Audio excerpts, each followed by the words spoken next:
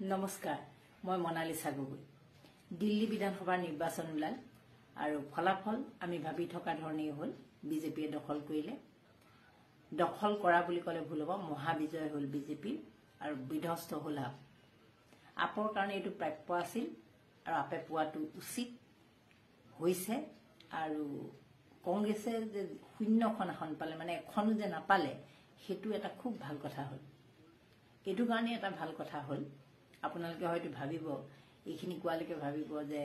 ঘপকৈ সদায় বিজেপিৰ কথা বেয়াকৈ কৈ থকা বিৰোধ কৰি থকা মানুহগৰাকীয়ে ঘপকৈ আজি দেখোন আপকো বিৰোধিতা কৰিলে কংগ্ৰেছকো বিৰোধিতা কৰিলে মই আপ কংগ্ৰেছ কাকোৱে বিৰোধিতা কৰা নাই মই বিৰোধী আপোনালোকক বহুতবাৰ কৈছোঁ যে বিজেপিয়ে বহুদিন শাসন চলালে এতিয়া কেন্দ্ৰত 15 বছৰ হ'ব হ'ল ইয়াতো যদি 26 চনত আহে পুনৰ 15 বছৰেই হ'ব গতিকে আমি প্ৰতিখন চৰকাৰে আসলে সলনি কৰাটো প্ৰয়োজন সলনি আমাক লাগে পৰিৱৰ্তন এই কম্পিটিটিভ যুগত প্ৰতিযোগিতাৰ যুগত পৰিৱৰ্তন লাগে স্থবিৰ এখন চৰকাৰে কোনো কাৰণত ভাল কাম কৰিব নোৱাৰে আপ যে সলনি হৈছে এইটো এটা ভাল কথা হৈছে আৰু আপ যে বিধ্বস্ত হৈছে ইয়াৰ কাৰণ কিন্তু আপৰ নেতৃত্ব মানে ঘাইকৈ অৰবিন্দ কেজৰিৱালৰ যেটো অহংকাৰী মনোভাৱ এটা গঢ় দিছিল হেতু তেওঁলোকৰ নেতৃত্বই স্বীকাৰ নকৰে সেই কথাটোৱে এটা প্ৰধান কাৰণ তেওঁ ভাবি লৈছিল যে যিখন ৰাজ্যতে মই সুমাম যিখন ৰাজ্যতে মোৰ দলটো যাব সেই ৰাজ্যখনত মই এটা ভেটি বনাম আৰু পিছৰ পৰ্যায়ত মই এখন দখল কৰিম আৰু চৰকাৰ গঠন কৰিম সেই উদ্দেশ্যে তেওঁ গুজৰাটত গৈছিল গুজৰাটত তেওঁলোকে একেবাৰে মুখ্যমন্ত্ৰীলৈকে ঘোষণা কৰিছিল হাৰিয়ানাত গৈছিল কাৰণ তেওঁলোকে দিল্লীত প্ৰথম পাই গ'লটো প্ৰথম দিল্লীত এনেধৰণে পাই গ'ল জয় যে তেওঁলোকৰ কল্পনাৰ অতীত আছিল কাৰণ 70খন আসনৰ 67খন আসন পোৱাটো ধেমালি কথা নহয় হেতু বিজয় এটা মানে হেতু ইতিহাস সৃষ্টি কৰিছে আপে 3খন আসনত মাত্ৰ পৰাজিত হৈছিল গতিকে তেওঁলোকে পিছৰ পৰ্যায়ত সাহসী হৈ পৰাটো স্বাভাৱিক আৰু সেই সাহসী তেওঁলোকক এখন ৰাজ্যত সমগ্ৰ আসনবিলাকত প্ৰতিদ্বন্দ্বিতা কৰিবলৈ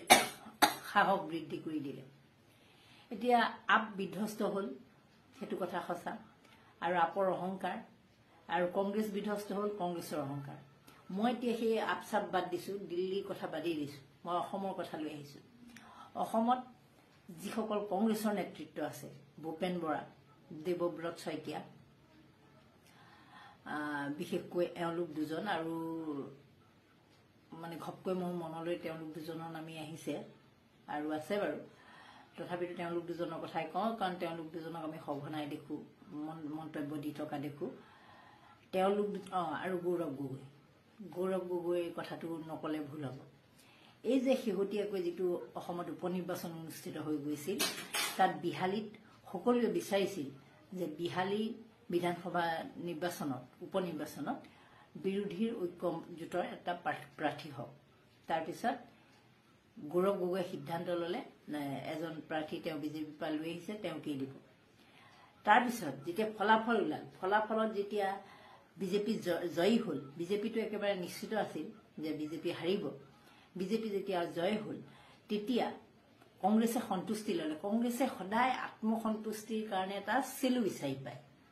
আটাইতকৈ কংগ্ৰেছৰ দুখৰ কথাটো এইটোৱেই যে কংগ্ৰেছে একো নাপায় যদি জিৰো পায় আজি যেটো আপৰ ৰিজাল্ট হৈছে দিল্লীত সেই ৰিজাল্টটো লৈও তেওঁলোক সুখী তেওঁলোকৰ আপুনি জাকেই নুসুধক ৰাহুল গান্ধীৰ কথা মই নকওঁ বাকি যিসকলক আমাৰ অসমৰ মই যিকিজনৰ নাম কলো তেওঁলোকক সুধক তেওঁলোকে কি ক'ব জানেনে আমাৰ 6% ভোট বাঢ়িছে সেই কথাটোক লৈ তেওঁলোক সুখী হ'ব মানে আমি জানিছিলো যে সুখ মানুহে বিচাৰি ল'ব পাৰিব লাগে সকলোতে সুখ বিচাৰি ল'ব পাৰিব লাগে কিন্তু কংগ্ৰেছী সকলে এনেকুৱাই তেওঁলোক মানে ক্ষমতা পাই এনেকুৱাই এলেহুৱা হৈ গ'ল যে তেওঁলোকে এতিয়া কিবা এটা পালেও মানে খেৰকুটাডালকো সুখ বুলি লয় সেই সুখটোক তেওঁলোকে বিহালীত বিচাৰি পালে আপোনালোকে জানে বিহালীত বিচাৰি পালে আৰু বৰাকৰ সমষ্টিটোত বিচাৰি পালে এই কাৰণে যে তাত বোলে কংগ্ৰেছৰ ভোট বাঢ়িছে বিহালীটো কংগ্ৰেছৰ ভোট বাঢ়িছে বোলে নহয় সঁচাই বাঢ়িছে বিহালীটো বাঢ়িছে আৰু সেই সমষ্টিটো বাঢ়িছে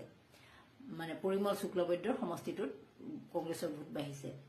কিন্তু সেইটোতে সন্তুষ্টি লৈ তেওঁলোকে এতিয়া এনেকৈ ভাবিবলৈ লৈছে যিহেতু তেওঁলোকে লোকসভাত ভাল ফলাফল দেখালে মানে 3খন আসনত জয়ী হ'ল ভালকৈ জয়ী হ'ল গৌৰৱ গগৈ জয়ী হ'ল ৰকিবুল হুছেইন 12 লাখ ভোটত জয়ী হ'ল তেওঁলোকে এতিয়া পেটে পেটে ভাবি আছে যে আমি 26ত আৰু আমাৰ কোনো টেনশ্যন নাই, আমাক বিজেপিক বেয়া পায় যিহেতু আমিবোৰ মানুহে বিজেপিৰ সমালোচনা কৰোঁ, গতিকে আমি কংগ্ৰেছক ভাল পাওঁ। এই কংগ্ৰেছ যিসকলৰ নাম মই ল'লোঁ, আপোনালোকক এটা কথা এইখিনিতে কৈ দিওঁ, কংগ্ৰেছক ভাল আমি নাপাওঁ, কিন্তু আমাৰ বিকল্প হাতত নাই কাৰণে আমি ভাবিছোঁ যে বিকল্প চৰকাৰ এখন আমাক লাগে। কাৰণ আপোনালোকৰ বহুতবোৰ কথাই আমাক বিৰাট অস্বস্তিত পেলায় আৰু আমি ভাবোঁ যে আপোনালোকে ঐক্যবদ্ধ হওক, আপোনালোক থাকক, বিগ ব্ৰাদাৰ হিচাপেই থাকিব খুজিছে যেতিয়া থাকক, আপোনালোক পুৰণা দল, আপোনালোকে বিগ ব্ৰাদাৰ হ'বই লাগিব,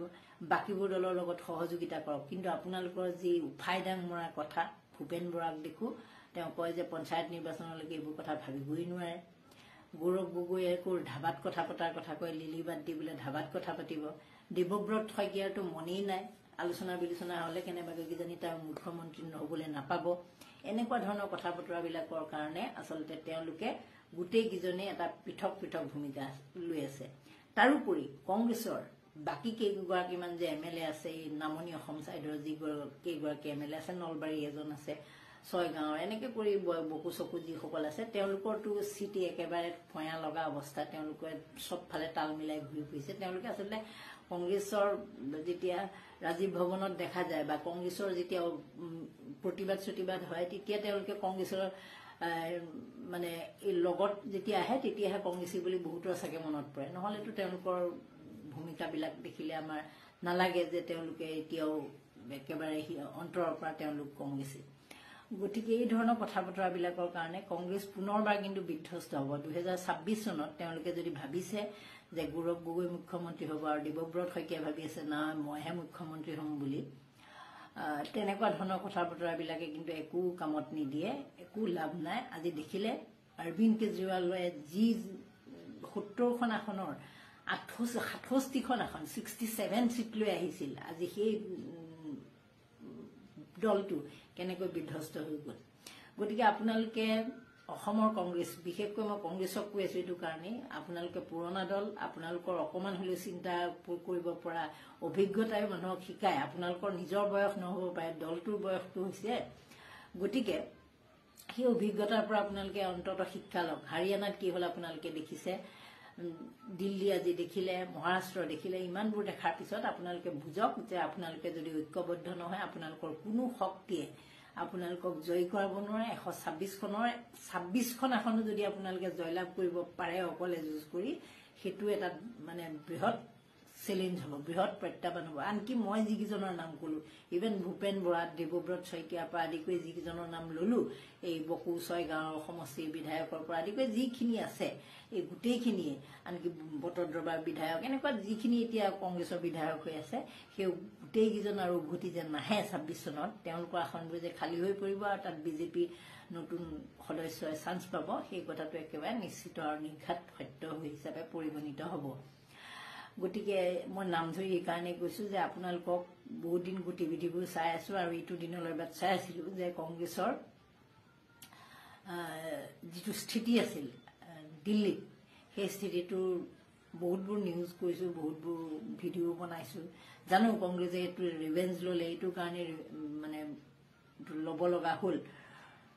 তেওঁলোকে যে গুজৰাট আৰু হাৰিয়ানাত আপে তেওঁলোকক যিটো লোকচান কৰিলে, সেই ক্ষতিটো তেওঁলোকে ইয়াত কৰিলে। কিন্তু এনেকুৱা আপোনালোকে ইটোৱে সিটোক চিপৰাং মৰা কাৰবাৰবোৰ কৰি থাকিলে 26ত মই ক'লো নহয়, 26টো বাদ দিয়ক, 2050 চনলৈকে আপোনালোকে কোনো কাৰণত আপোনালোকৰ নাতি পুতিও আনকি লাগে, আপোনালোকৰতো এনেকুৱা মতলব যে আপোনালোকৰ জেগাত আপোনালোকৰ নাতি পুতি পুত্ৰ সন্তানে ইলেকশ্যন খেলিব, সেইবিলাক বাদ দিয়ক। আপোনালোকে এনেকৈয়ে হাৰে চালে লাগি জীৱন সামৰিব লাগিব, কিন্তু ক্ষমতা কেতিয়াও নাপায়। হিমন্ত বিশ্ব শৰ্মাৰ লগত তাল মিলাই থাকিব পাৰিব, ভিতৰি এটা সংযোগ কৰি থাকিব পাৰিব, যেনেকৈ এতিয়া বহুতেই কৰি আছে, সেইবোৰ আমি জানো কিন্তু নকওঁ খুলি। গতিকে তেনেকুৱা ধৰণে আপোনালোকে চলাই থাকিব পাৰিব, বাহিৰত সমালোচনা কৰিব পাৰিব কঠোৰ ভাষাৰে, ভিতৰত এটা সম্পৰ্ক ৰক্ষা কৰি, কিন্তু প্ৰকৃতাৰ্থত যিটো আপোনালোকে ভাবি আছে সেইটো নহয়। আৰু অসমৰ জনতাই সঁচাকৈ এটা অপজিশ্যন বিচাৰিছে, বিৰোধী শক্তিশালী হোৱাটো বিচাৰিছে, অসমৰ নহয় আজি দিল্লীৰ জনতাই বিচাৰিছিল। কিন্তু যেতিয়া তেওঁলোকে দেখিলে যে বিকল্প তেওঁলোকৰ হাতত নাই, তেতিয়া তেওঁলোকে কি কৰিব? যেতিয়া বিকল্প হাতত নাথাকে তেতিয়া সেইটোৱে কৰিব লাগিব। কাইলৈ যদি আমিও দেখোঁ যে ইয়াত বিৰোধীয়ে কোনো ভাল প্ৰাৰ্থী দিব পৰা নাই, অলগদ্ধ কোনোবা এজনক আনি পেলাই যদি বহাই দিয়ে, তেতিয়া আমিও গৈ পেলাই তেনেকুৱা সিদ্ধান্তই ল'ব লাগিব যে না ভোটটো এনেই যোৱাতকৈ, এই ভোটটো এনেই যোৱাতকৈ তেনেকুৱা ধৰণৰ সিদ্ধান্ত যাতে ল'ব লগা নহয়। আৰু শেহতীয়াকৈ দেখিছোঁ অখিল গগৈ বহুতবাৰ ৰিকুৱেষ্ট কৰিছে, তেওঁ বহুতে হাঁহিছেও যে অখিল গগৈ লাগি আছে, তেল মাৰি আছে, এনেকুৱা ধৰণৰ কথা। এইটো মই ভাবোঁ অখিল গগৈ ব্যক্তিগতভাৱে কোনো তেল মৰা কাৰবাৰ কৰা নাই, কিন্তু অখিল গগৈ গাঁৱে ভূঞে যিহেতু তেওঁ বেছিকৈ ঘূৰি ফুৰে, গাঁৱৰ মানুহৰ মনবোৰ বুজি পাইছে। আমি নিজেও যেতিয়া মানুহবিলাকৰ লগত কথা পাতো তেতিয়া বহুতে এনেকৈ কয় যে বাইদেউ পঞ্চায়ত নিৰ্বাচন আহি আছে, কিন্তু যুঁজ দি লাভ নহ'ব, কাৰণ আমি জানো যে যদি নহয়, একতা যদি নাথাকে তেনেহ'লে আমি হৰাটো নিশ্চিত। মানে তেওঁলোকে অলৰেডি চাৰেণ্ডাৰ কৰি দিছে। সেইটো কাৰণেই চাৰেণ্ডাৰ কৰিছে, কাৰণ ভোটকেইটা 100 ভোটো যদি থাকে, সেই 100টাই যদি ভাগ ভাগ হৈ যায় কেনেকৈ জিকিব। গতিকে তেওঁলোকে ভাবিছে যে এনেই লাগি লাভ নাই। গতিকে এই ধৰণৰ কথা বতৰা। আৰু লুৰিণজ্যোতি গগৈ তেখেতেও নিজৰ দলৰ সাংগঠনিক দিশটোত গুৰুত্ব দিয়াটো ভাল। মানে মেইন কথাটো হ'ল সাংগঠনিক ভেটিটো লাগিব। বাকী মন্ত্ৰী তন্ত্ৰী হোৱাবোৰ পিছলেও এইবোৰ পাতিব পৰা যায়, কৰিব পৰা যায়। ব্যক্তিগত স্বাৰ্থবিলাক বেছি প্ৰাধান্য দিয়াতকৈ সামূহিক স্বাৰ্থত বেছি প্ৰাধান্য দিয়া উচিত। আৰু কিছুমান এনেকুৱা বিৰোধী দল আছে যে 2-4জন মানুহ লৈ দল, আৰু তেওঁলোকেও যদি আৰু ভাবি থৈছে যে বিধানসভা নিৰ্বাচনত প্ৰতিদ্বন্দ্বিতা কৰিম বুলি, সেই 2-4জন মানুহে যদি প্ৰতিদ্বন্দ্বিতা কৰিম বুলি ভাবিছে, সেইটো এটা কিন্তু বৃহৎ শূন্য হ'বলৈ গৈ আছে। আৰু যদি কংগ্ৰেছে এই যিটো হিমন্ত বিশ্ব শৰ্মাই কৈ আছে যে অক্টোবৰৰ পৰা তেওঁলোকে প্ৰাৰ্থী নিৰ্বাচন কৰিব, যদি কংগ্ৰেছে সেই মূৰামূৰি সময়লৈকে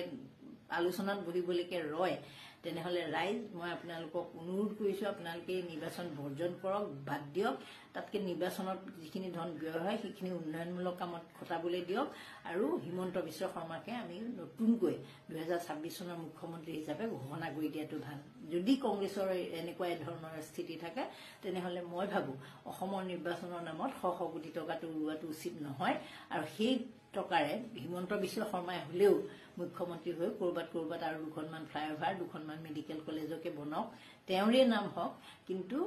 এই আজল মথালি কৰি মিছামিছি আমি সকলোবোৰ ব্যস্ত হ'ম, মিছামিছি এটা টেনশ্যন, মিডিয়া ব্যস্ত, সামাজিক মাধ্যম ব্যস্ত, এইটো আপোনাৰ কৰ্মচাৰীসকল ব্যস্ত, এনেই এইবোৰ কষ্ট অথলে যাব। আৰু বিজেপিক আমি ঘোষণাই কৰি দিওঁ যে যেনেকৈ ৰাজতন্ত্ৰ চলিছিল, ইজনৰ পিছত সিজন, হিমন্ত বিশ্ব শৰ্মাই হওক যিমান দিনলৈ পাৰে। আৰু যেতিয়া হিমন্ত বিশ্ব শৰ্মাৰ বল শক্তি কমি যাব, তেতিয়া তেওঁৰ পুত্ৰ বা কোন তেওঁ যাক বিচাৰে তেনেধৰণে হ'ব বুলি আপোনালোকে ডিক্লেয়াৰ কৰি দিয়ক। এইটোৱেই কথাটো। ধন্যবাদ।